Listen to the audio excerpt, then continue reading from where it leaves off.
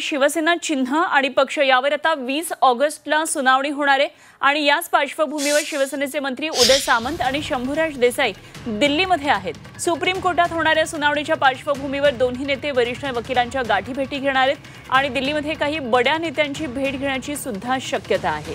त्यामुळे शंभूराज देसाई आणि उदय सामंत हे सध्या दिल्लीमध्ये आहेत आणि दिल्लीमध्ये महत्त्वाच्या राजकीय घडामोडींना आता वेग आलाय। राज्याच्या दृष्टीने महत्त्वाची घडामोड ते म्हणजे शिवसेना चिन्ह आणि पक्ष यावर 20 ऑगस्टला सुनावणी होणार आहे आणि या पार्श्वभूमीवर शिवसेनेचे हे दोन मंत्री उदय सामंत आणि शंभूराज देसाई सध्या दिल्लीमध्ये आहेत। सुप्रीम कोर्टामध्ये होणाऱ्या या सुनावणीच्या पार्श्वभूमीवर दोन्ही नेते काही वरिष्ठ वकिलांच्या तिथे भेटीगाठी आज घेणार आहेत आणि दिल्लीमध्ये काही बड्या नेत्यांची सुद्धा हे दोघे जण भेट घेण्याची शक्यता आहे।